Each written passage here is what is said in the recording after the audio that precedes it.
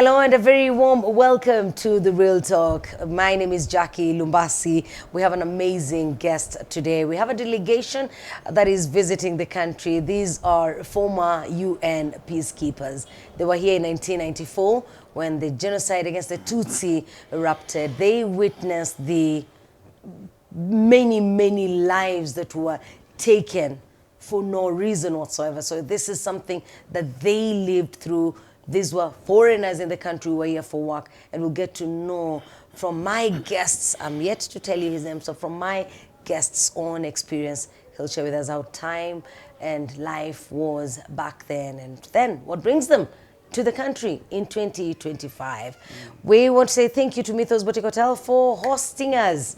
Thank you. We will be back in a bit when you get to meet the guest. Welcome to the program. My name is Jackie Lumbasi, and our guest is Major Peter Sosi, retired. He's from Ghana. It is good to meet you, sir.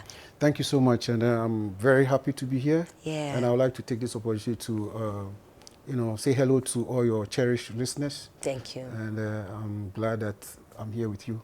Thank you for honoring our invitation. Thank you. Yo, is it the first time you're here since 1994? No, I came 2019 for Kwibuka 25. Okay. The reason being that all along I had a conviction to come back to Rwanda. And incidentally, I was planning to come. And then we went to church. And then a lady who had watched a movie on Rwanda said, "Hey, you guys, have you watched this movie on Rwanda?" And then we said, "Oh, we haven't." But my wife told her that I was in Rwanda during the genocide. They said, "Wow, you were there?"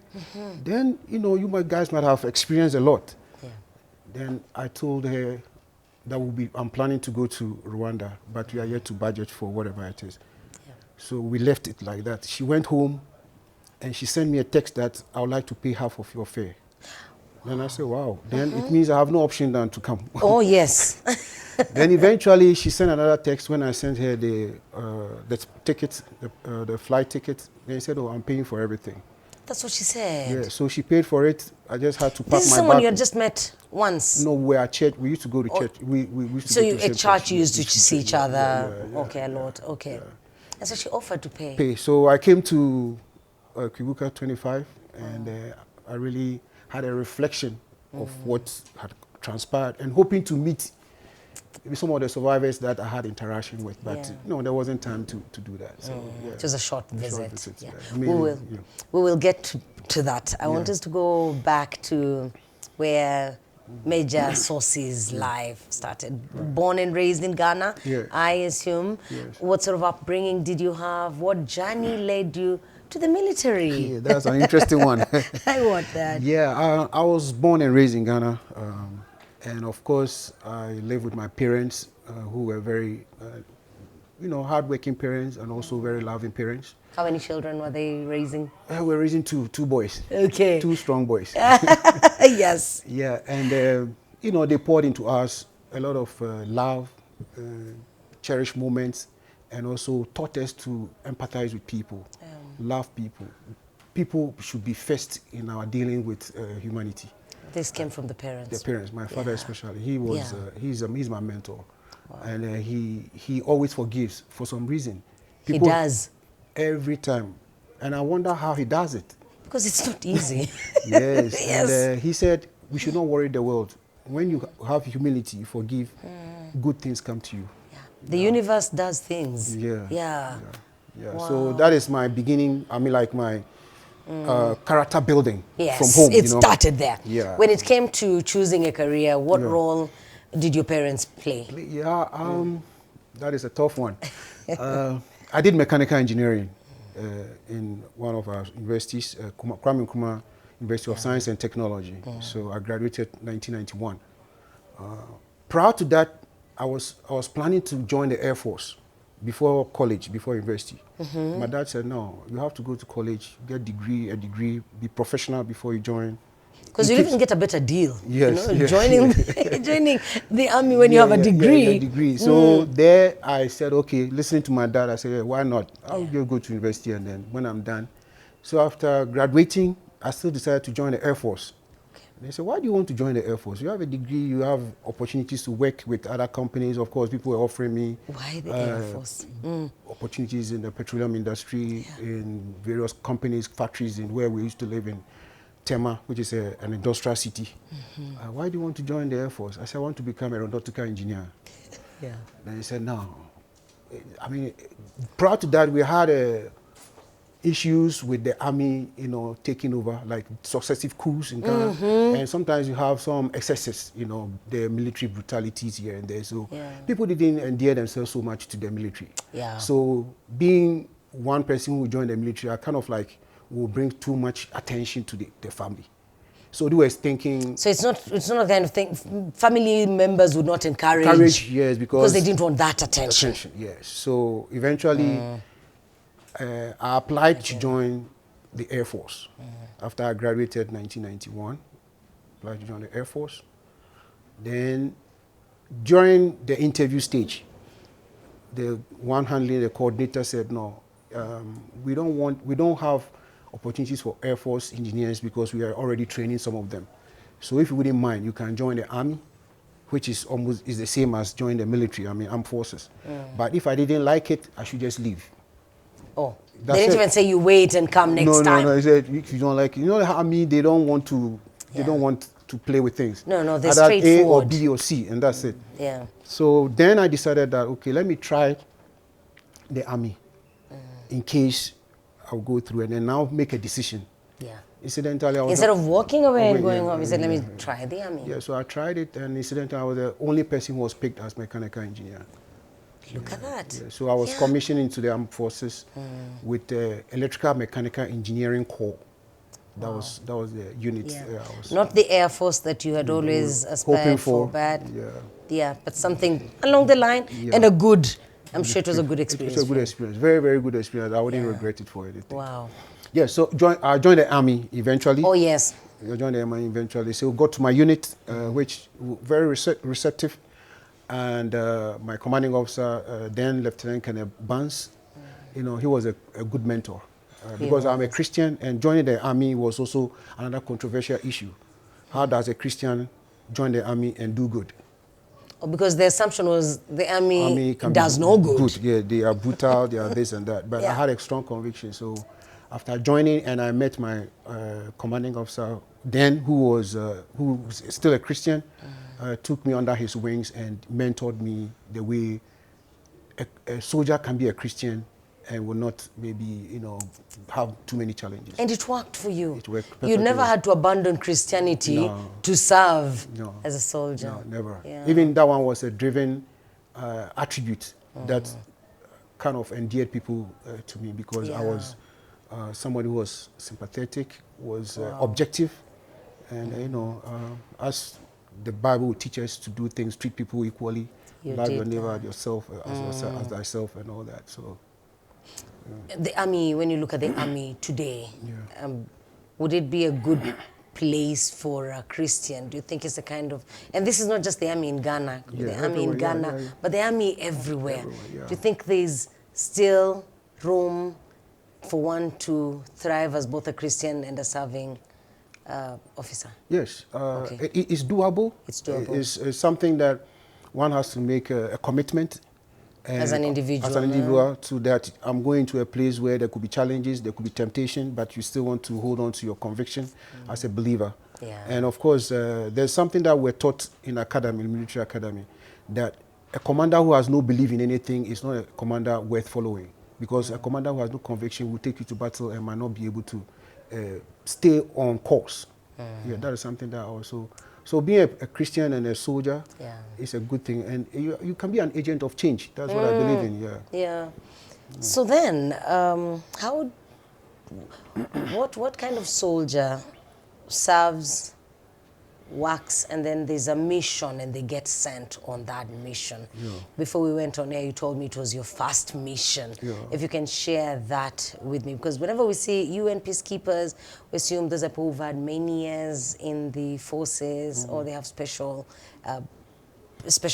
expertise, or you know. So just share the journey that led you to being a peacekeeper and how you were deployed to Rwanda. So after I got commissioned, I had to go to an infantry unit to do what we call regimental training. And after regimental training, I came back to my unit, which is the Electromechanical Engineering Corps. But there's a sub-unit to that, base workshop, where we do repair and maintenance of our vehicles, our weapons, hospital equipment, or any equipment that the Army uses. That's where There's a place where all that equipment is that's repaired. where I get involved. So just after I completed my young officers course, after I went back to my unit, then the order came that I should be nominated for an impending mission that was coming on in Rwanda. That was in some way, I think, November, December or so, to prepare to be deployed in February. And how long had you been working? I've been working from 1992, commissioned in August, to 93 in December. That was a very short time, Very short time, yeah. Yeah. Yeah. So when the order came, it means now we are being psyched that there's going to be a mission. Start preparing yourself. Preparing yourself, yeah. And I was nominated as the second in command of the maintenance detachment. The reason being that when a battalion is being deployed, we have about 600 troops, infantry and other special units involved in that. But we have mainly 3 infantry units, companies, that make a battalion. 3 infantry units? Companies. Companies make a battalion. Yes. And that 3 companies, you have supporting elements. We have the headquarters company. And then we have other special units like supply, like food supply or food, those who handle all the logistics. And then under this logistics, those of us who repair and maintain this equipment come under them. Okay. So we are giving the logistics backing to the infantry units or the what we call the teeth elements that will be deployed. We give them that logistics support. Of course, they are using vehicles, they are using weapons, they are using fridges, whatever it is. So we do that support for them. And you give this support before they leave for the mission, and you accompany them to continue supporting the mission. Yeah. Okay. Yeah. How big is a peacekeeping mission? Like, how many people did your country contribute at that particular time? For our troops that were for your troops, yes. For the troops that came here, all of us were about 800 peacekeepers. Okay. Yeah, and within these 800 peacekeepers, we have all these elements that I talk about. The 3 main companies, that will be almost about 600 plus. And then those of us who are part of it will be. What was your assignment? When they're sending you here, what are they telling you about the country you're going to serve in? Okay, yeah, that is very important. When the order is given, the UN issues a mandate for the mission. Okay. That mandate is given to the various troop contributing countries, which Ghana agreed to send troops. Now, based on this mandate, the battalion will prepare its mission out of the mandate. As per the mandate given by the UN. They will prepare its mission. Then out of the mission, they will prepare task. And the task will now go down to the various companies, the various units that are supposed to play a role. By which time, everybody knows his role. Now, we have what we call the pre-deployment training. The pre-deployment training, that is what we call like a camp. We go for a camp maybe for a month or sometimes 2 weeks, 3 weeks, 4 weeks, depending on it.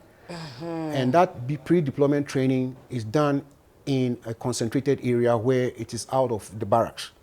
Okay. So we go and camp, all of us going for that mission, and we train on how the mission is going to look like.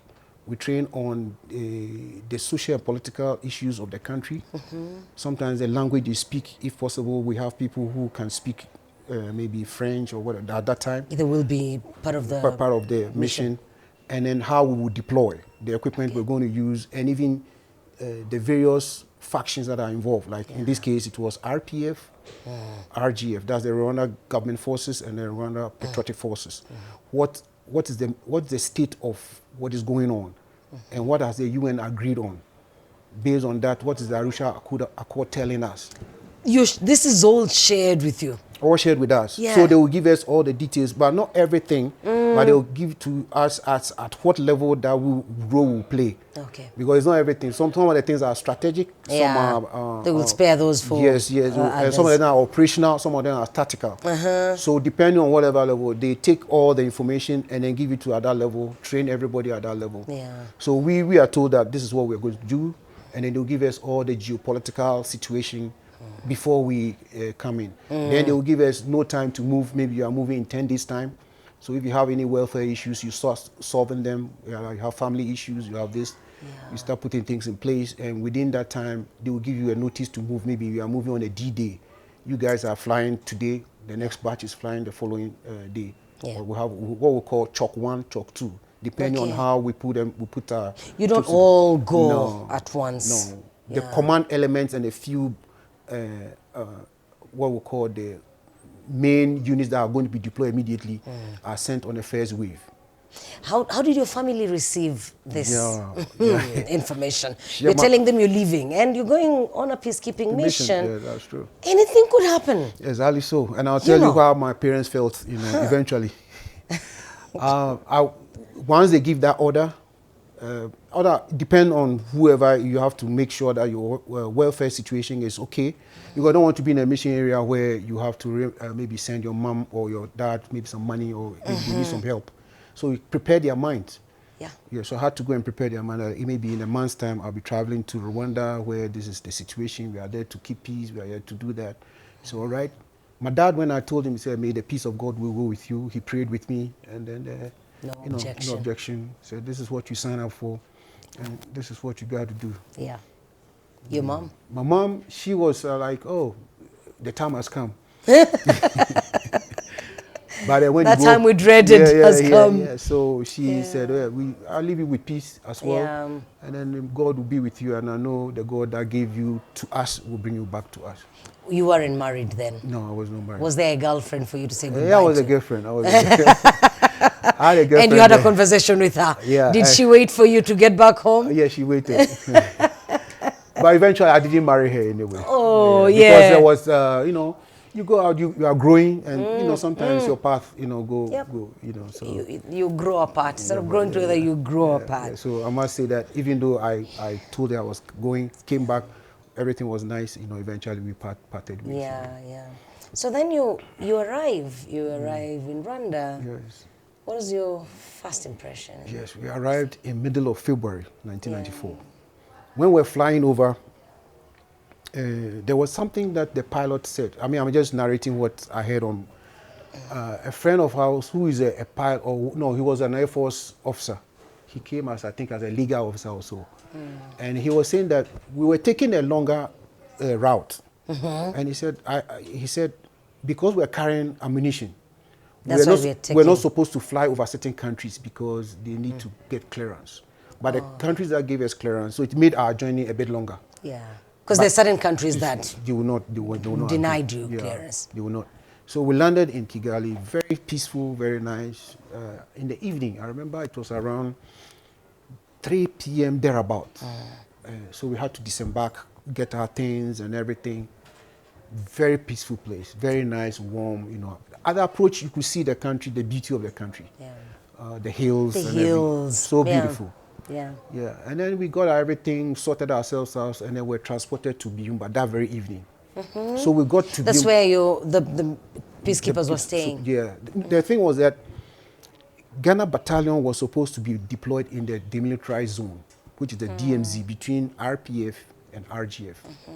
That's where we're supposed to be, to monitor the ceasefire, to monitor any violation of the ceasefire, to monitor any flow of weapons back and forth or something. Okay. And also to monitor any atrocities that might be caused within the community in that is zone.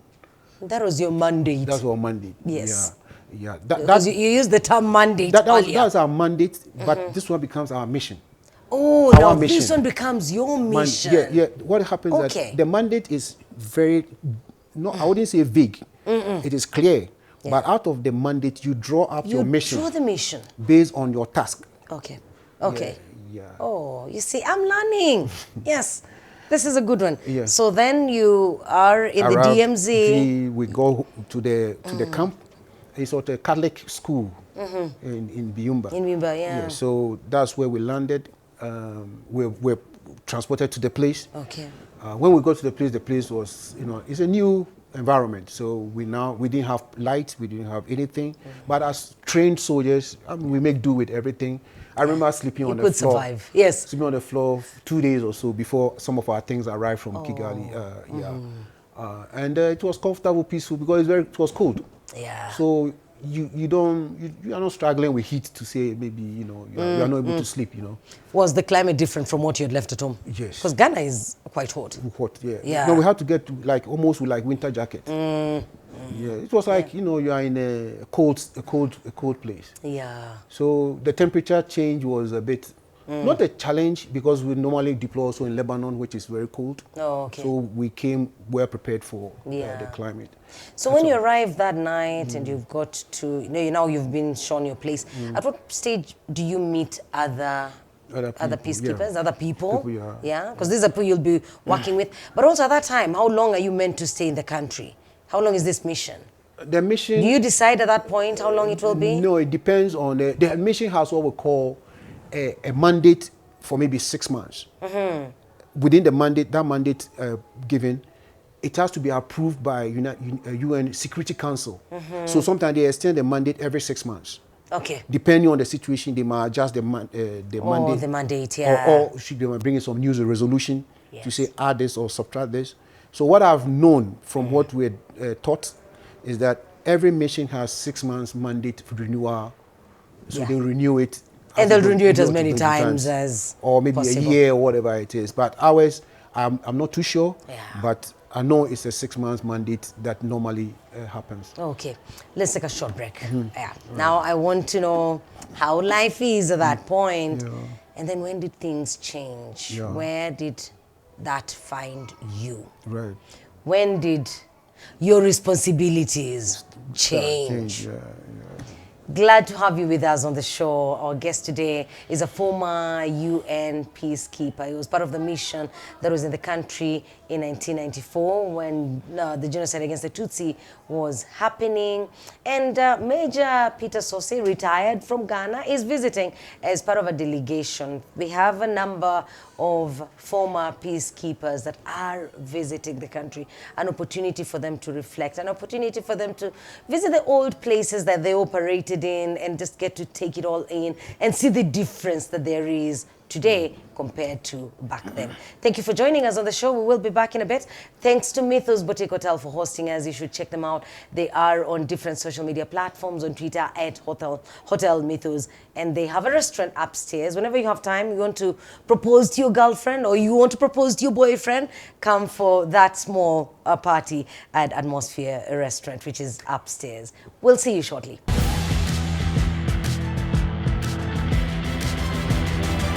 Welcome back to the Real Talk. We are live on our TV and on our YouTube channel. Please share the YouTube links that we have many people watching. If you have any questions, use the hashtag The Real Talk. Ask the questions, give us the comments, and I will make sure that Peter responds to those. Major Peter. So there we are. You have settled in well, and you're soaking in everything. At what point do you realize that, hey, the story has changed? Right. We're settled and in. having arrived in February. Yes. When we settled in, everything was peaceful. Like I said, for those months until July. Yes. Because of my role, I wasn't going out a lot because the infantry companies or the teeth companies, that's the infantry units, those were deployed in the field. They were more interactive with people outside. But those of us at the headquarters, because that's where we were supposed to be, our interaction with the community was not that much. But what happened was that our medical reception station, that was our health post, was open to the public. So you had... It was within your camp, but open to the public. Yes. Yeah. So the civilians or the locals around will come in for medical screening, and also for medical treatment. If there's more to be done, maybe we had some other non-profit organizations that are within the community that sometimes we ask them for help. Okay. So they go to them, maybe going to the hospital or whatever it is. But when they come in, there's some little interaction. Yeah, you talk to them, Yeah, get to know about life for them. Yes, Amakuru Nimeza. Yeah, so Wait one day. yeah. Now I've forgotten all the stuff. And sometimes we take walk around the camp, outside the camp, and you meet people. But they are very calm, maybe going to the market, going to the farm or something.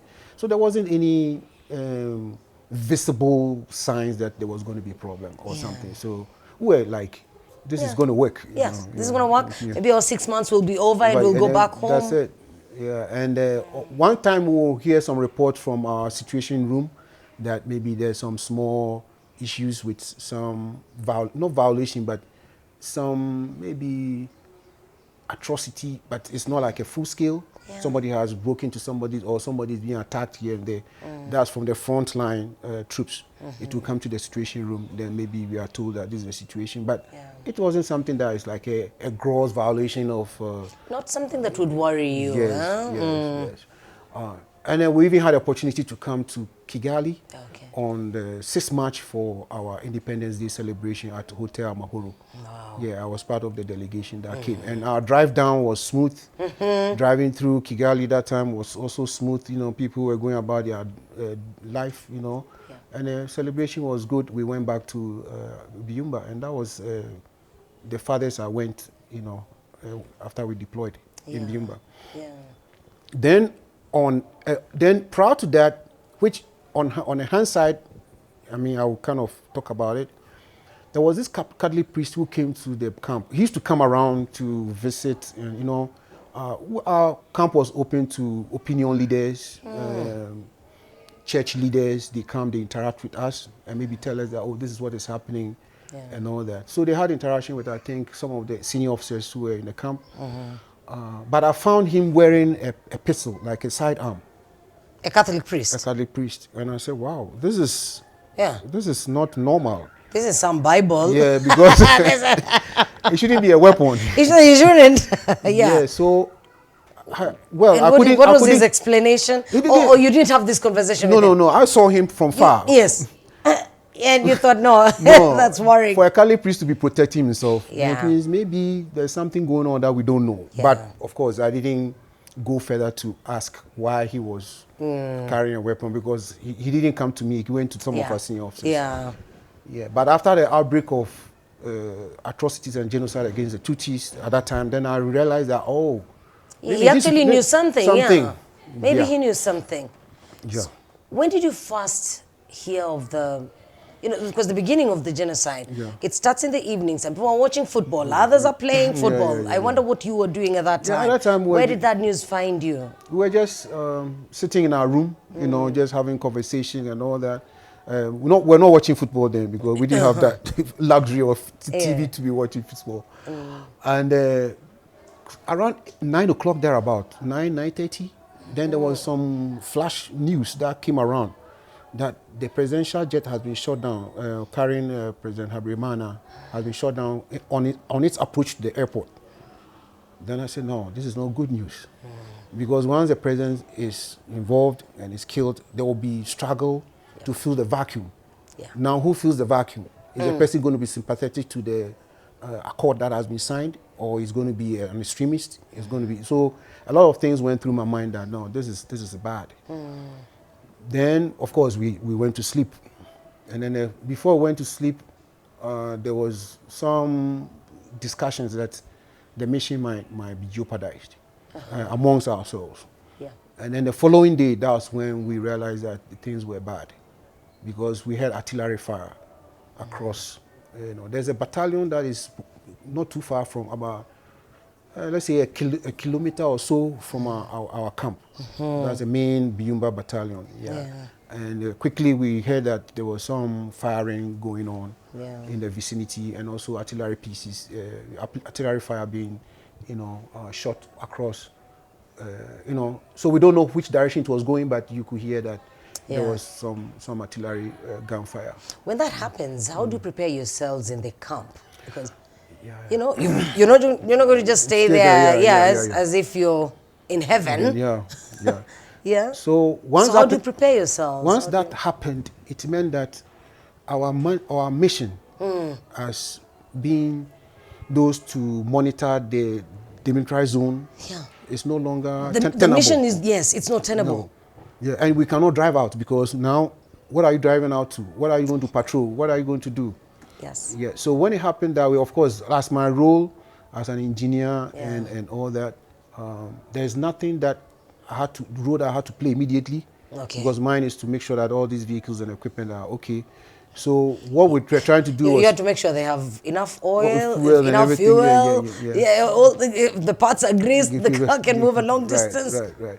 Yeah. So with that said, what we're doing was prepare our minds that we might have to vacate that location. Yeah. You know, and then we're told that we have to leave the location to a safe zone because we're in line with the from Mulindi down to Kigali, we're in line with the RPF ASIS if they went to attack.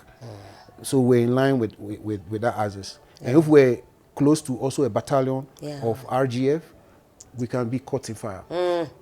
So a message came that we have to vacate the place. Yeah. Now, Find a different place. When the message came, now what do we carry? Yeah. Away to our new location because we didn't have enough vehicles. And mind you, when we're coming, we didn't come with like a military fashion vehicles or something like that. So we're relying on the Bangladeshi transport company. They were giving us vehicles, they were giving us support for our mission. And they had their own troop, their own mission. Yes, but their role is to provide this support for the battalion. Okay. Yes. So if we don't have enough, what do we leave behind and what do we carry? Yeah. We carry the essentials. So we're told that we have to pack things based on our essentials, things that can move. Things that cannot move, we leave them behind. We leave them behind, yeah. Yeah, so we started packing stuff like that. And then they started negotiating for the days that we can have to do all this packing and then vacate. So I think we're given until, I think, on the 10th to 12th or so for us to vacate completely the Biumba camp. Yeah, so we vacated the place to Kinihira. And it wasn't easy. That very morning that we're leaving, it was raining. So we had to leave a lot of stuff and then how to now navigate ourselves through the front lines to Kinihira. Yeah, it was not easy because there was checkpoint everywhere.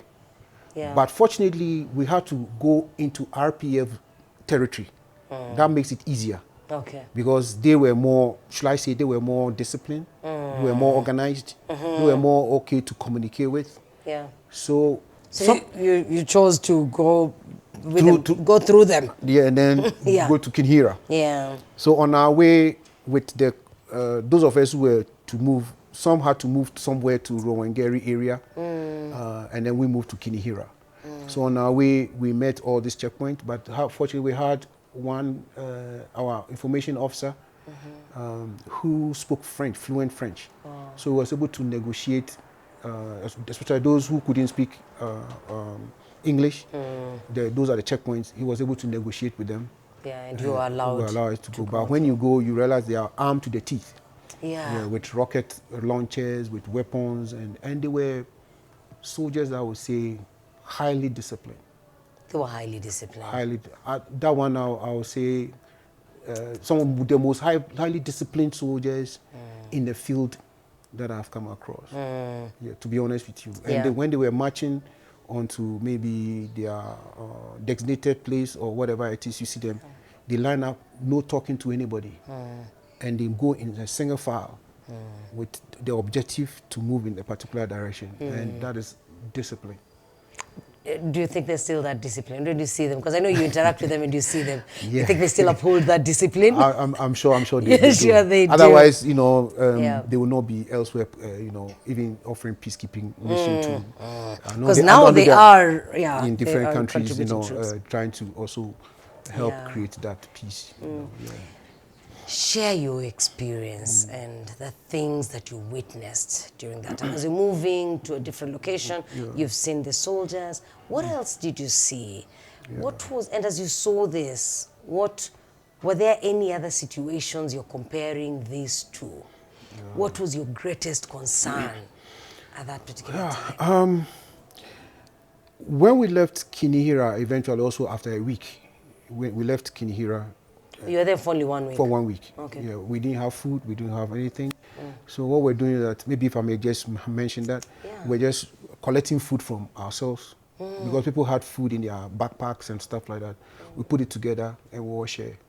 That was how we survived until resupply came later on. And then after resupply came, a couple of days we had to leave to Kigali. And when we're leaving, it was like we are abandoning this mission, which I felt my first mission, and I didn't understand the mechanisms. So I was asking, is that how UN operates or something? Because if like there's a problem, then we leave or what? Yeah. So eventually we drove all the way from Byumba to Kigali. On our way we had gunshots. There was a gunshot even that hit our windscreen, ricocheted. I mean, if it had gone through, it would either hit the driver or me because I was sitting there behind the driver. Yeah. And then not long we had a RPG or bomb blast on the wall of embankment of the hill, and it exploded in front of us. We had to stop and then assess the situation, and then everybody was like, "What is going on?" Yes. But that was just on our approach to Rwanda, to Kigali. And then, of course, when we got to Kigali, we found dead bodies on the roadside. You know, like everywhere was littered. So, but you didn't realize the magnitude of this not at until you all. came to Kigali, Exactly. and you're seeing bodies on the streets. And it was late in the evening, around, should I say 7:30, 8, thereabout. I mean, it was dark. Yeah. So we drove all the way through and, you know, eventually ended up the Kigali airport, the terminal. That's where we all kind of, and then settled for a couple of days. But the other command elements went to Amahoro Stadium. The company that I told you deployed in the demilitarized zone, they had come to Amahoro Stadium, Amahoro Hotel, Stadium, to give protection, whilst the other unit was being taken out. I think the Bangladeshis also.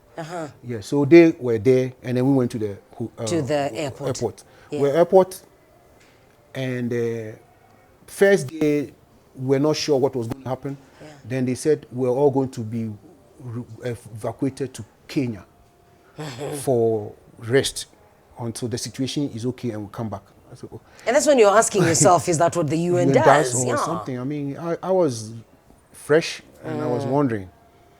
Then I said, okay, let's see what happens. Yeah. Then they said another message came that those who are going to Kenya should go, but they want to move some of the equipment by road to Tanzania. And I said, okay, maybe I'll opt to drive.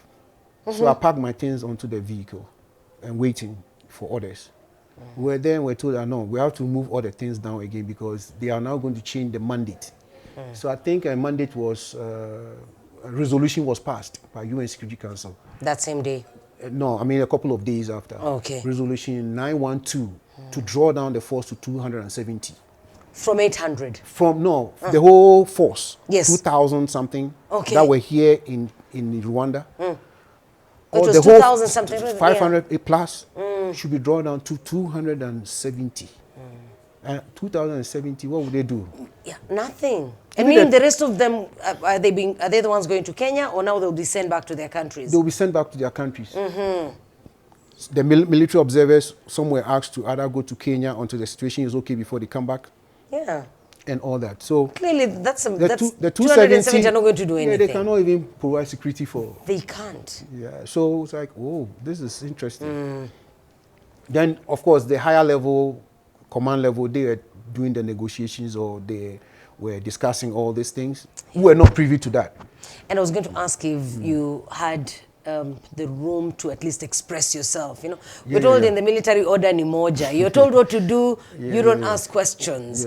Did you have room to express yourselves over this? We couldn't whether you are alone or even with others. We couldn't express our, our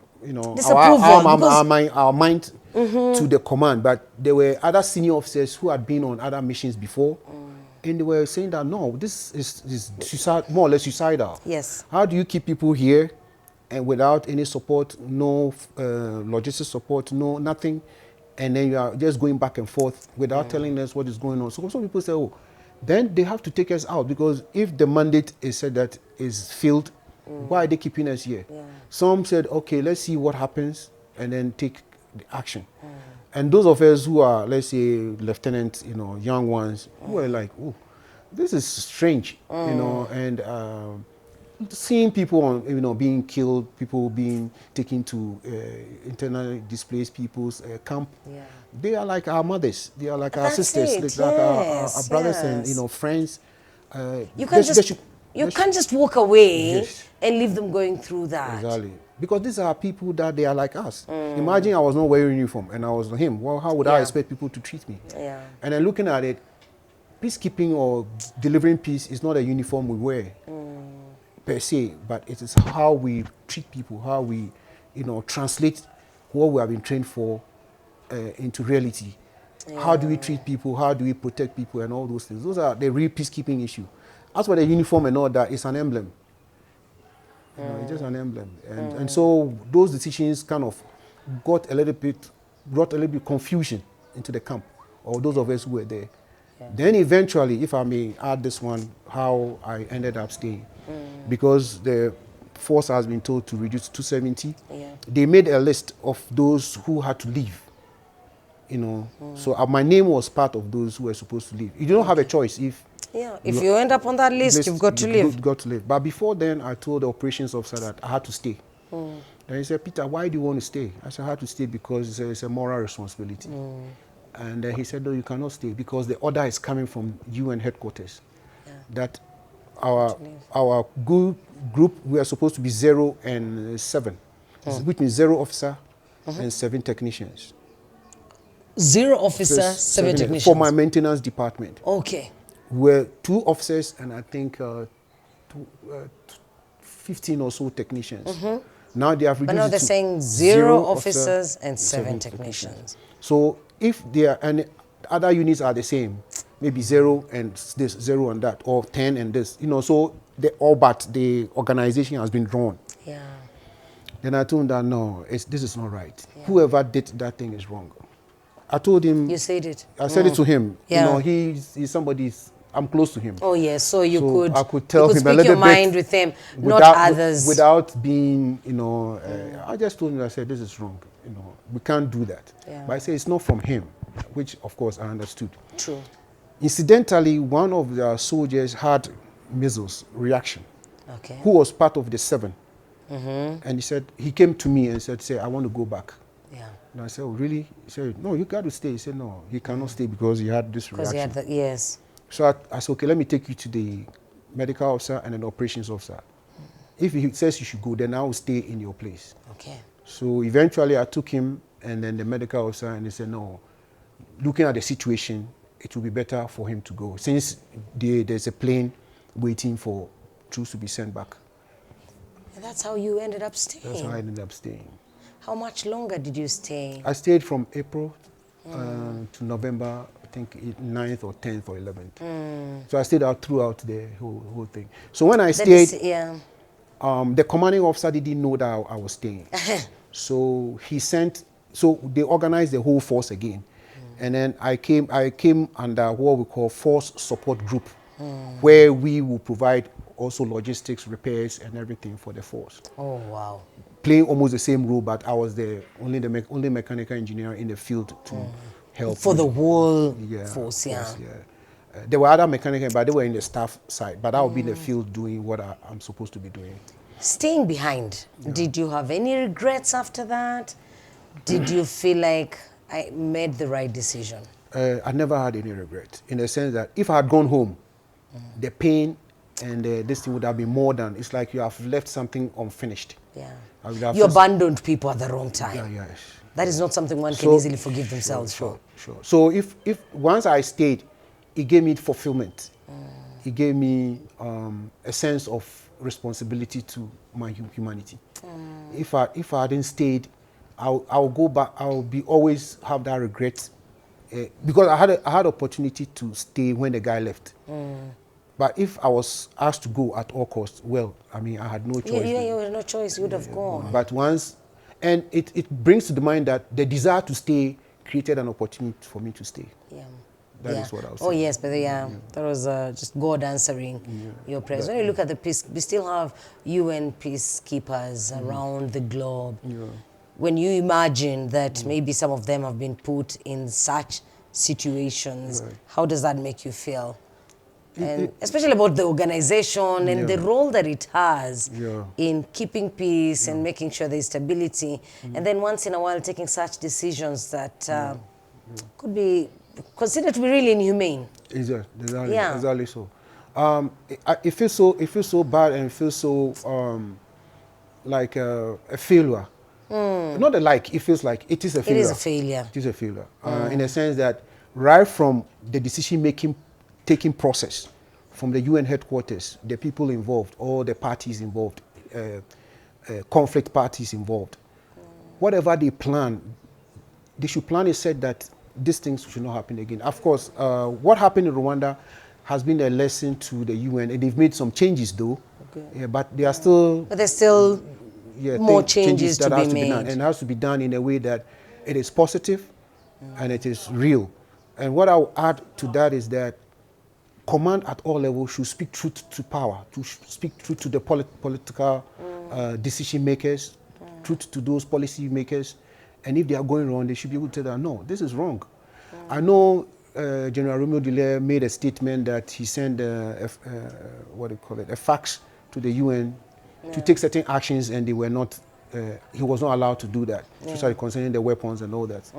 But at the end of the day, how would he have gone about it to make his point so clear? But here, the policymakers at the UN headquarters, ignored those things, and then things went the way it went.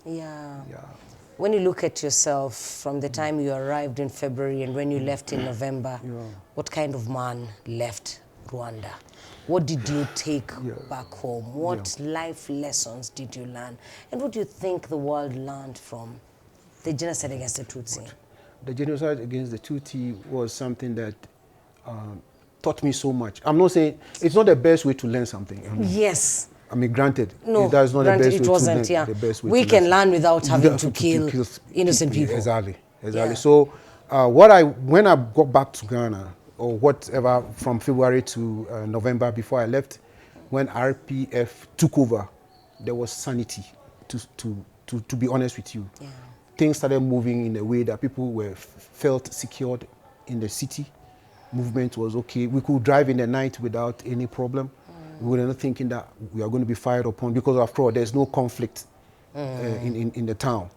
Now, those that had to go back home from Amahoro Stadium, we made friends with some of them. We used to visit them, give them food, water. I used to travel 7 kilometers to go and fetch water for a family that are adopted around Amahoro Stadium. Their children became like Amahoro. Of course, it's difficult tracing them now, because those days we didn't have communication to do that. So all the way to when the battalion had to move to Gikongoro, at a point in time, I also went there, but I was still in Kigali as one of the officers who was like what we call a step up, alternate headquarters at the military academy. So I was among those guys who were left here. So I used to go to Gikongoro and back and forth. If I had to go and repair something or I had to do some work, I go there. And then you come back here. And so you were stationed at Camp Kigali. And so that's where we were. And of course, we used to go out, meet friends, meet, people that we knew. When I went back to Ghana, kind of like look at life differently. Because what I'd witnessed, it is way beyond what we were expecting. You had never seen anything like that before? The hatred and all that, it was way beyond. I became so calm. Like, I used to look at people, when people are creating problems, I used to know, you don't know what you are doing. This can lead to different stage of fighting or conflict. Might lead to death. But there's something that somebody asked me, which I want to relate to lessons learned. Please. He said, why do you have flashback? Do you have any fear, depression or something like that? I said, Trauma. I said, no. Then I said, wow, this person has asked me a very pertinent but very deep question. So I went back to check the opposite of that. What is it? And I found out that we have something called post-traumatic growth. Post-traumatic growth. I know of post-traumatic disorder. Stress disorder. But this is post-traumatic growth. And he said those who witness traumatic situation sometimes become sober and more accommodating. They want reconciliation. They want the right things to be done. so that They we become don't go better better. people, so we don't go back there. Exactly. So I look at that and say, oh, so this is what I have come. This is something that I've become. Like You grew, I've yeah. grown. I've seen that unnecessary conflict is, I mean, it doesn't lead anywhere. Yeah. Reconciliation is a better way to live. Living in a good community, having good relationship is better, and being generous, being humane, and all that is. So that's something that I want to. So that's Yeah. how my life evolved, eventually, and I kind of lived that till now. Yeah. When did you retire from the army? 2009, because I had to join my family in the US. So I had to leave because. Was that an easy decision? No, not at all. I took the decision. Even took 3 years or 2 to 3 years to finally leave. My boss was like, "Why do you want to leave? We have good package for you," because I had done all the courses that you can think of. I've been to China to do a course, my career course, India, Switzerland, Ireland, Canada, name it. I've done all that, and I wanted to leave. They said, "No, you have an opportunity or a bright future in the army. Why do you want to leave?" By my son, one time when I visited them in the US, and Or they were already living there? Yeah, and he said, when I left, as soon as I left, a week after, he said, he told my wife on the phone that he doesn't know how I look like. Yeah, and that hit me a lot. It's like you are with your family. You are spending time with them. Them, yes. And I felt so bad about that. Not bad, but I felt like I need to change course to make more, be responsible for them, be there for them. Because at the end of the day, you have to go back to your family. Yeah. As your last message for somebody who's watching the show, if you want them to, if there's any message you want them to get from this show, from your experience, from Rwanda's experience in 1994, what would it be? Because, you know, every time something happens, you want human beings to learn from it. Exactly. But it might not happen in Rwanda, but it's happening in another country. And you sit there and ask yourself, did these people watch in the news what happened in Rwanda? So we have these conflicts persisting in different parts of the world. We still have the UN with a few people pointing fingers at it. Right. So as a parting message, if you can just cover all these areas. First of all, I would say thank you so much for having me again. Pleasure's all mine. Yeah, I would say that Rwanda is a real example of what post-conflict situation can be like. And it doesn't take anything from space. It takes a seed sown, nurtured, and it grows to bear fruits. And the seed sown is through leadership, good leadership, mobilization of the youth. Everybody's playing their part. And once this seed was sown, and reconciliation, truth and reconciliation, that part is very, very important. That's even the foundation of what I've seen. Truth and reconciliation. How you guys have reconciled. And with the Gachacha example that we had when we went to Bugasera, the example of someone who has committed a crime against another family and they are together and living. They're living together, yeah. That sharing is a meal. so wonderful. Even churches now, people are quarreling, so we have to make sure that That's true. reconciliation is real, is tangible. You can see it, and that Rwanda has done it. The other thing that I would say is that it's like a society that has been born to blossom, and the people here should not take it for granted. The other thing is the youth or those who didn't see what happened. Sometimes when people are not in their journey and they don't know what happened, they take things for granted. They shouldn't take those who liberated this country for granted. Never. They should always respect them as their heroes. They sacrificed their lives. Some even lost relatives in doing this. Some even lost relationship in liberating this country. And that is something that is the highest price or the highest sacrifice one can give to a community or a nation.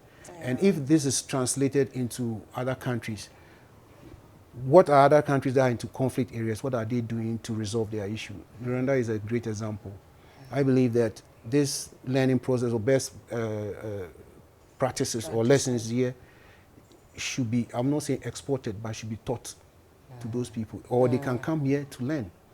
There should be a way to do this. I know Aegis and Isoko Center for Humanity is doing, or is going to play a role in that, trying to bring people here to all the same people come here, although, but if there is an intentional way of doing it to places that are in conflict, that would be a good thing. And of Yeah. course, empowering the youth.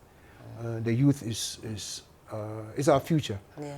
And so they should not stop learning, engaging, remembering, and then making sure that all these things are put together and realize that sometimes silence in times of conflict is not the best option. Yeah. You know, standing up and saying that no, wrong is wrong and the right Enough thing must of be this. done. Yeah. And when it comes to the international communities, I believe the lessons have been learned, but still the issue of empathy should be emphasized. Yeah. Empathy should be emphasized. If you empathize with people, despite the policies that are written, you do what is right. And sometimes you have to do what is right outside the policies that you have been given. I've taken initiatives that it is not within the policy, but it is the right But thing it is to the do. right thing to do. Yeah. You've met some survivors. There are some you haven't met. Yeah. What would be your message to them? Yeah, some survivors that I met, some say they recognize me, but you know, yeah, I realized. That means you haven't grown old at all. Yeah, yeah. They don't Yeah. realize you are a 29-year-old man then. I've grayed and the hair is going away, yeah. But I met a survivor online. Yeah. He's in Canada, and he used to write on Facebook every time when Kubuka is up that I rescued him in mail calling because his name was on it. You know, they have to get a list before they do the exchange, but his name was on it. And I said, no. He said, if you don't pick me from here, they will kill me. Yes, he said it. He said it, but I've forgotten. But he said, and I said, oh, you can get in the vehicle, no problem. Yeah. Then we drove. It is not official, but I had to do unofficial thing to save a life. Yeah. As I said, And the sometimes you have to survivors do something because it's the right thing to do. Exactly. And you might not remember that act, but the person you do this Exactly. for will never forget. Exactly. Yeah. So for survivors that we met, their stories were even moving. We've learned a lot from them. We've learned their resilience, their commitment, and their desire to even do good. Yeah. So I'm even taking from them. I don't have advice from them. You're taking from them. Yeah. That's good. Yeah, I'm taking from them because I've learned that they are the real people who we have to tell their story. Sometimes it's difficult for them to tell their story, but we have to tell their story that this is what you did, and humanity hasn't forgotten, and it is the message that we have to carry across. Wow. Yeah. Thank you. You're welcome. It has been a great honor to have you. Thank you. Thank you so and much. thank you for your service, sir. Thank you. I watch that in movies, so it's good to sit with a legend, a hero Sometimes we say we are on doing, the show. We are doing a little to help, Yeah, but it turns out to be yes. something that has to. You never know how big it is. A big change. Yeah. You know? Thank you so much. Welcome. Our guest today, Major Peter Sosi from Ghana.